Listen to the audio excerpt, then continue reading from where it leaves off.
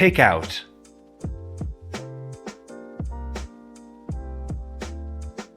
Oh my god, that guy just got taken out. Did you see that?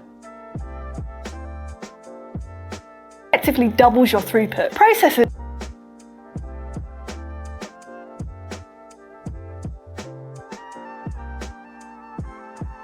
When we hit 0 or a negative number, we knew that we were done. But this approach gobbles up a lot of clock cycles and isn't particularly efficient.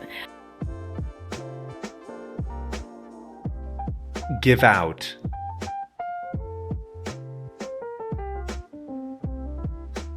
The old car finally gave out after years of use. We are going to look at the history of computers, even before we had electricity. We're going to retrace the design decisions that have given us our present day. The competent but cautious intermediate, or the exceptionally competent expert who is confident but struggles to understand and communicate with the layman, who is more convincing to a mass audience of individuals.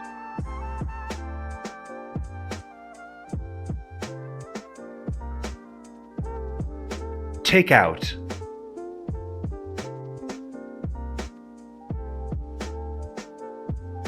Oh my god, that guy just got taken out. Did you see that?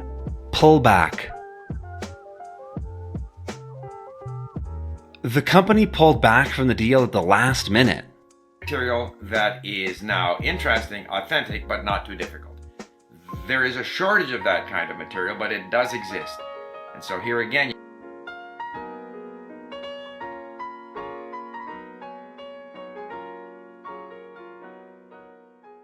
Give out. The old car finally gave out after years of use. Listening to your favorite podcast while working out, or chipping away at your taxes while you wait for civilization to load the next round. You need to figure out what works for you.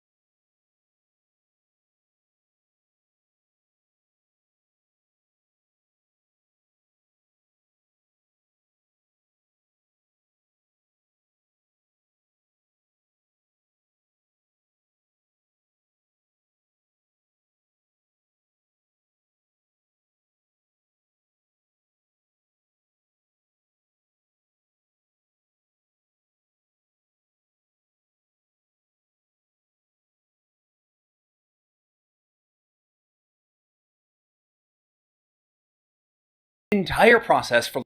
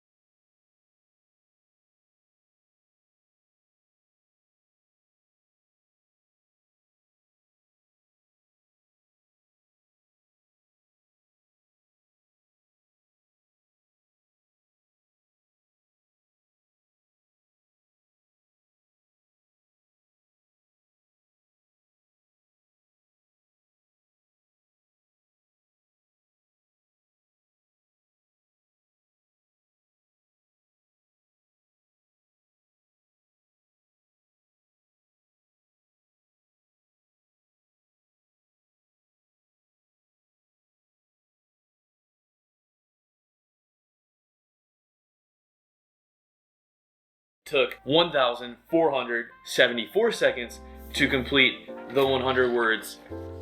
A lot neater in more of a confined space.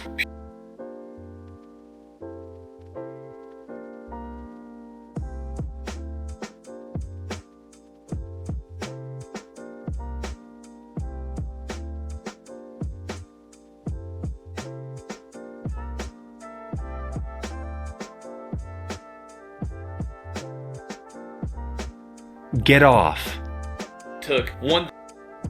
Get off. She got off with a warning instead of a fine. Stand out. Of all the... If you haven't given this a ton of thought before, this is the list of languages that have a ton of resources and English speakers have a great leg up. Now...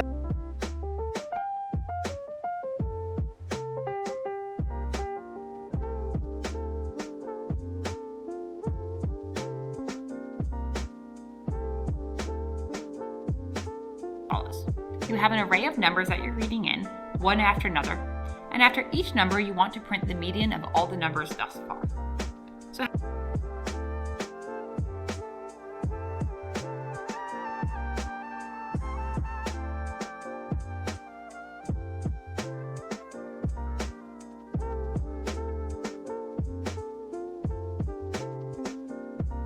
a scientist fails to notice her morning alarm blare from the next room, having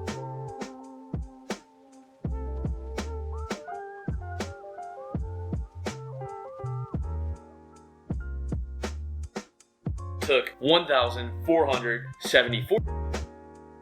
Economics is not the study of money or getting rich. you have an array of numbers that you're reading in, one after another, and after each number you want to print the median of all the numbers thus far. Because this way you can address the fact that you're doing this huge, amazing thing and give yourself a little bit of slack. It's gonna take a while.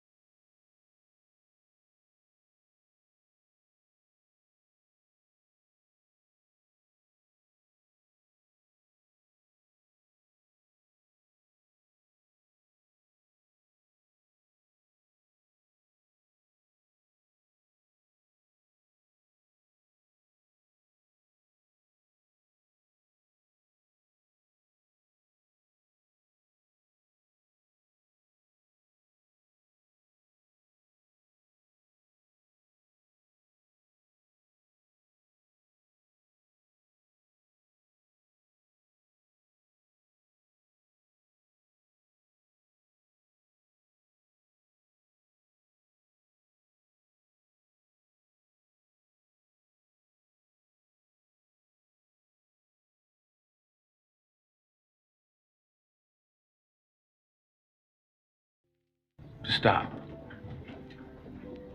to reconsider, to think about the worst thing that could ever happen to him. Conversation have a significant familiarity with the language, a significant range of vocabulary.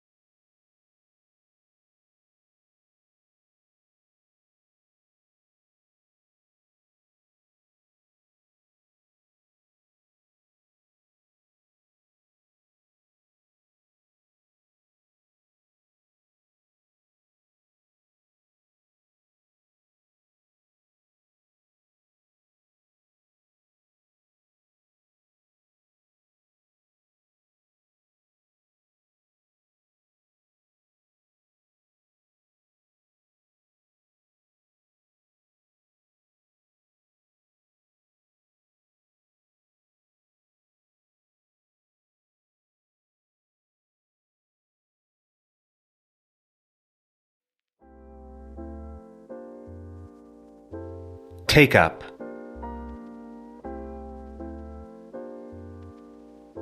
The council will take up your suggestion in the next meeting. Turn over. She turned over the documents to her lawyer.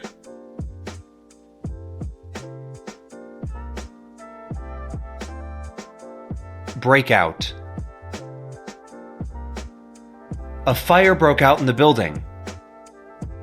Copy, Senate?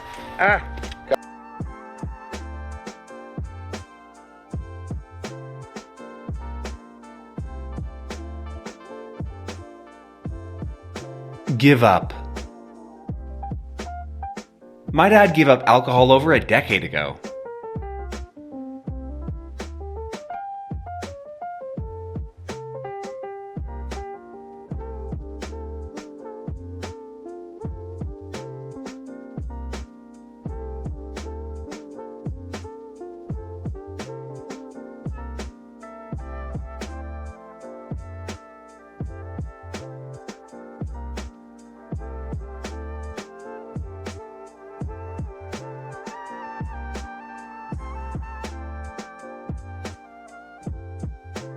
Go off. If you touch that, the alarm will go off. Take back. I take back what I said.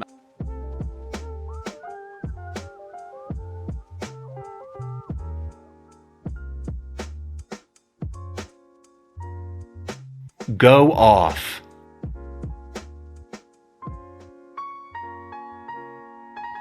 She went off on her own to explore the city.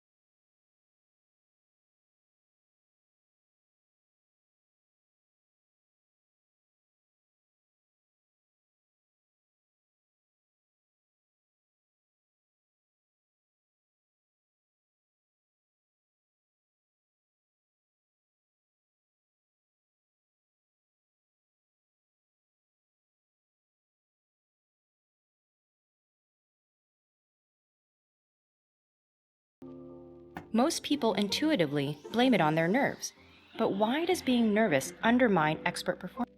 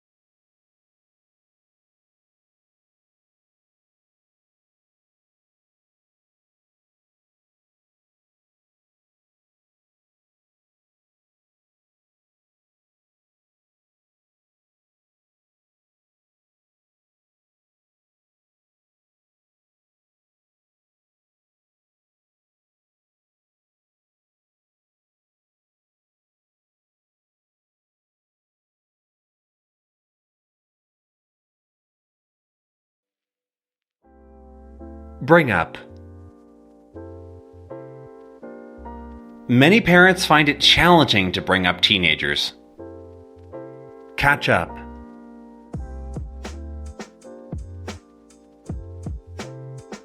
You'll need to work hard to catch up with your classmates. Go through. He went through all his notes before the exam. A scientist fails to notice her morning alarm blare from the next room, having analyzed data through.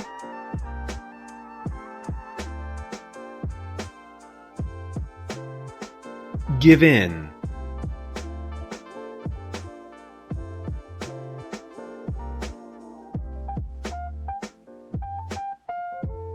He refused to give in to pressure.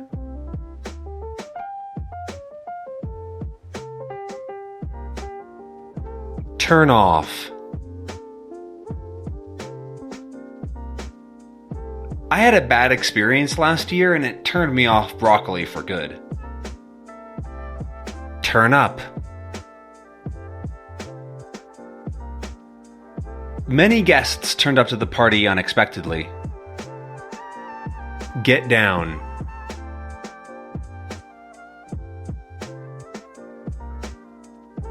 I am getting down tonight. I haven't danced in so long. Go out with. They've been going out with each other since high school. Take down. They took down the scaffold. Go down. They went down to visit their son. Come out.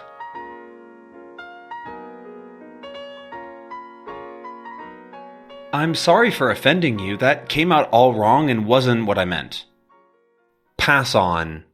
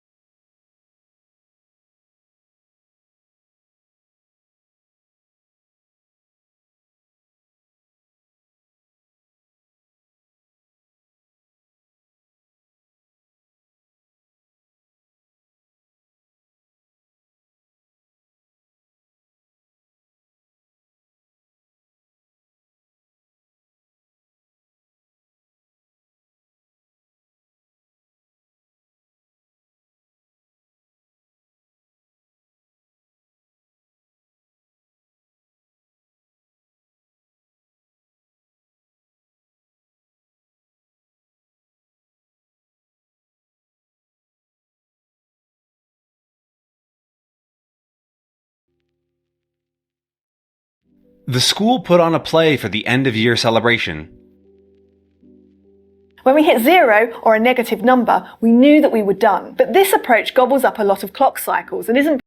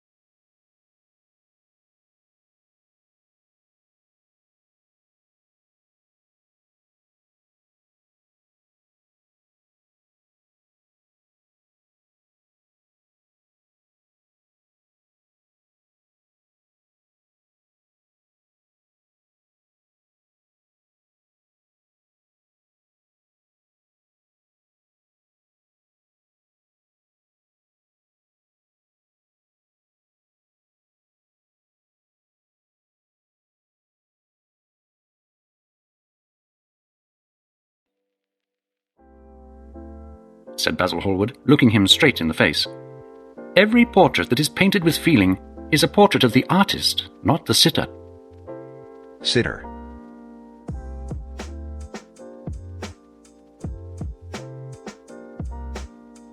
"I will not exhibit this picture because I am afraid that I have shown in it the secret of my own soul." Lord Henry laughed. "And what is that?" he asked. "Oh, there is really very little to tell, Harry," answered the painter. "And I don't think you will understand. Perhaps you won't believe it." Lord Henry smiled and picked a flower from the grass. "I am quite sure I'll understand it," he replied, staring at the flower. "And I can believe anything." "The story is simply this," said the painter. 2 months ago, I went to a party at Lady Brandon's. After I had been in the room for about 10 minutes, I suddenly realized that someone was looking at me. I turned around and saw Dorian Gray for the first time.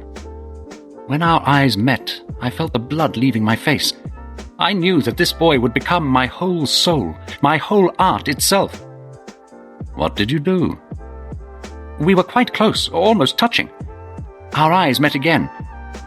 I asked Lady Brandon to introduce me to him." "What did Lady Brandon say about Mr. Dorian Gray?" "Oh, something like, 'Charming boy, I don't know what he does. I think he doesn't do anything. Oh yes, he plays the piano. Or is it the violin, dear Mr. Gray?'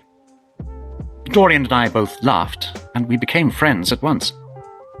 "Laughter is not at all a bad beginning for a friendship," said the young lord, picking another flower. "And it is the best ending for one." Hallward shook his head.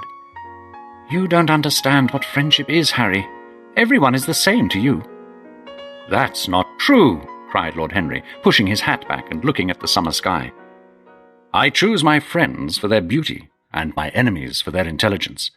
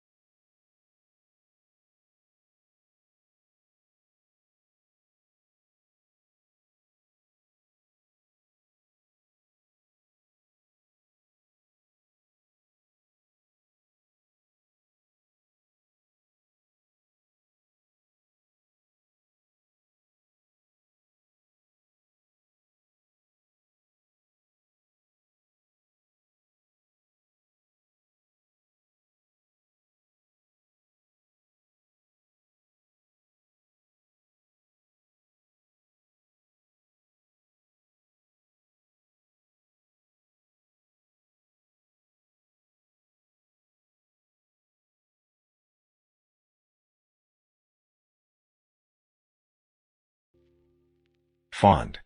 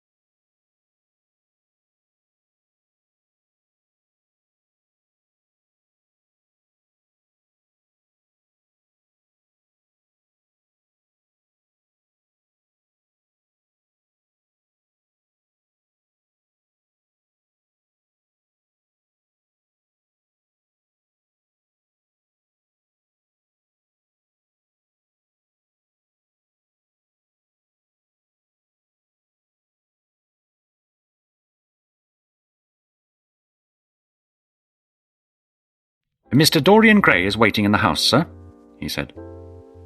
You must introduce me now, cried Lord Henry, laughing. The painter turned to his servant. Ask Mr. Gray to wait, Parker. I will come in a few moments.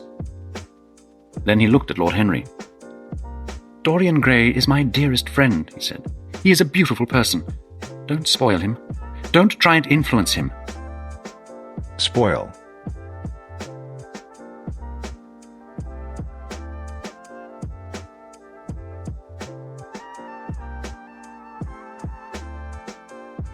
Your influence would be bad.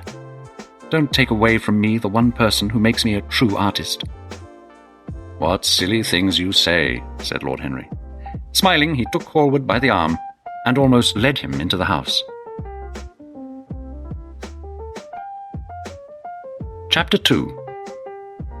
As they entered, they saw Dorian Gray. He was sitting at the piano with his back to them, and he was turning the pages of some music by Schumann. You must lend me these, Basil. Lend, he cried. I want to learn them. They are perfectly charming. Perhaps if you sit well for me today, Dorian. Oh, I am bored with sitting, and I don't want a portrait of myself, answered the boy, turning quickly. When he saw Lord Henry, his face went red for a moment. I am sorry, Basil. I didn't know that you had anyone with you. This is Lord Henry Wotton, Dorian. He's an old friend of mine. We went to Oxford together. I have just been telling him what a good city you were, and now you have spoiled everything. You have not spoiled my pleasure in meeting you, Mr. Gray, said Lord Henry, stepping forward and offering his hand. My aunt has often spoken to me about you. I am afraid Lady Agatha is annoyed with me at the moment.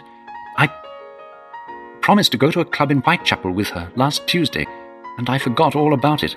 I don't know what she will say to me. Lord Henry looked at him.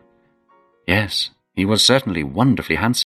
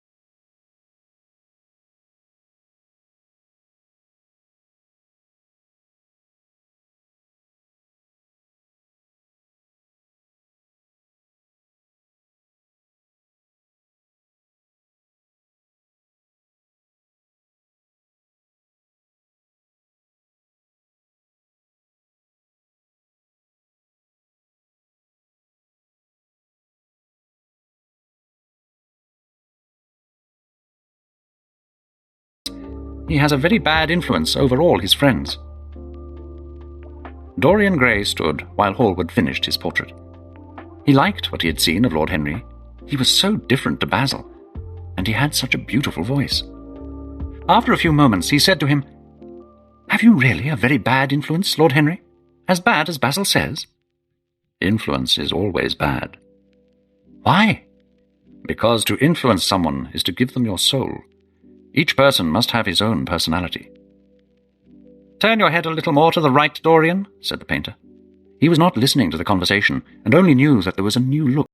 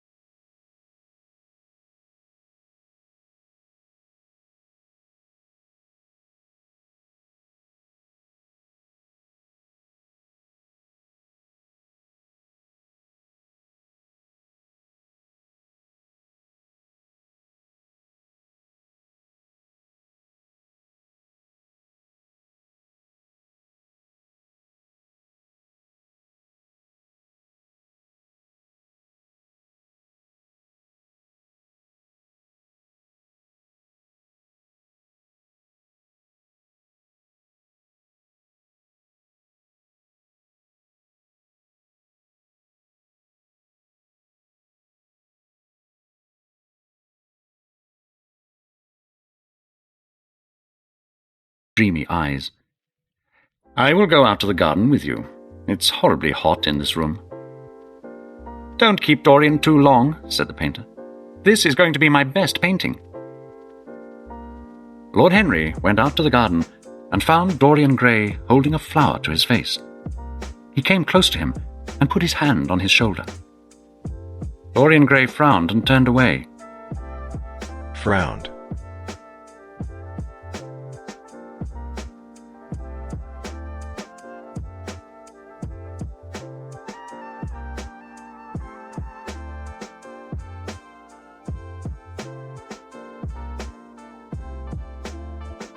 Frown.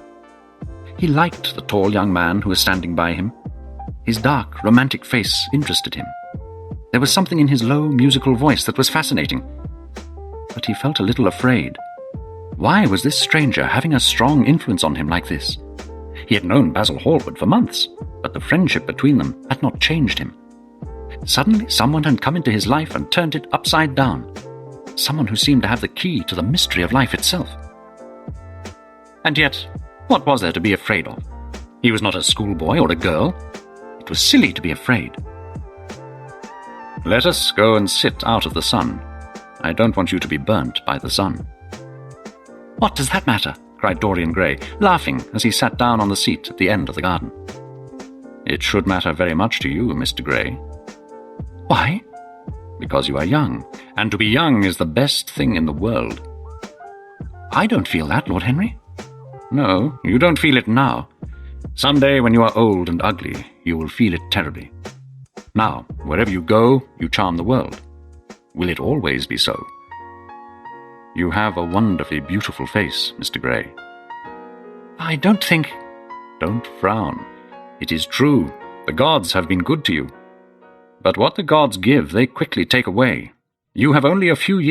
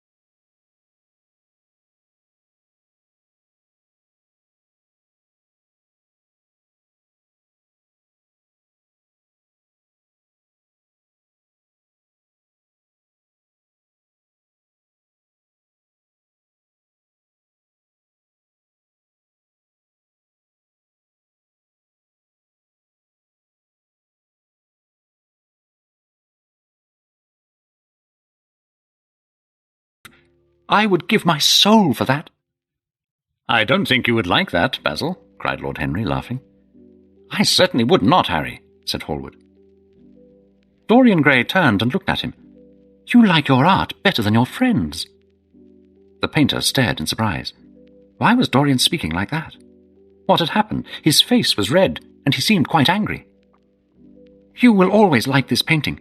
But how long will you like me? Until I start getting old. Lord Henry Wotton is perfectly right. When I lose my beauty, I will lose everything. I shall kill myself before I get old. Hallward turned white and caught his hand.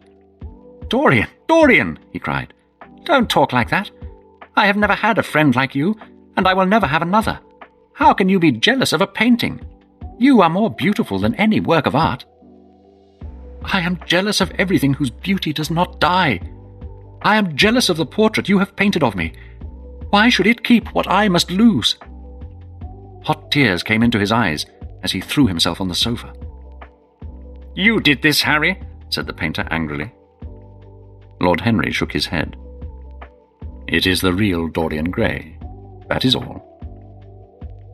Harry, I can't argue with two of my best friends at once. Between you both, you have made me hate the best piece of work I have ever done. I will destroy it. Dorian Gray watched as Hallward walked over to the painting table and picked up a knife. The boy jumped from the sofa, tore the knife from Hallward's hand and threw it across the room. Don't, Basil, he cried. Don't murder it. I am glad that you like my work at last, Dorian, said the painter coldly. I never thought you would. Like it? I am in love with it, Basil. It is part of myself. I feel that. What silly people you are, both of you, said Lord Henry. Let's forget about the painting for one night and go to the theatre. I would like to come to the theatre with you, Lord Henry. And you will come too, won't you, Basil?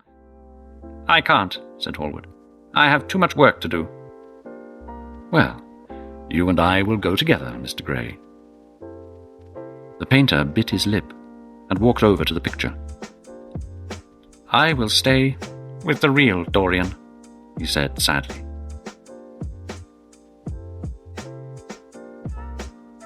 Chapter 3.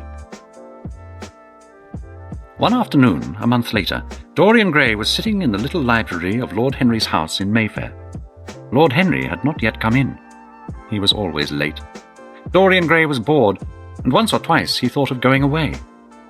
At last he heard a step outside, and the door opened. How late you are, Harry, he said. I am afraid it is not Harry, Mr. Gray. It is only his wife. He looked around quickly and got to his feet. I am sorry. I thought... I know you quite well by your photographs. I think my husband has got 17 of them. 17, Lady Henry? Well, 18 then. And I saw you with him the other night at the theatre. But here is Harry. Lord Henry smiled at them both. So sorry I am late, Dorian. I am afraid I must go, said Lady Harry. Goodbye, Mr. Gray. Goodbye, Harry. You are eating out, I suppose? I am too. Perhaps I will see you later. Perhaps, my dear, said Lord Harry, shutting the door behind her. Then he lit a cigarette and threw himself down on the sofa. Never marry a woman with fair hair, Dorian, he said. Why, Harry? Because they are romantic. But I like romantic people. Never marry at all, Dorian. I don't think I will marry, Harry. I am too much in love. Who were you in love with? Asked Lord Henry after a pause. With an actress, said Dorian Gray. How ordinary. You would not say that if you saw her, Harry. Who is she? Her name is Sybil Vane. I've never heard of her. No one has.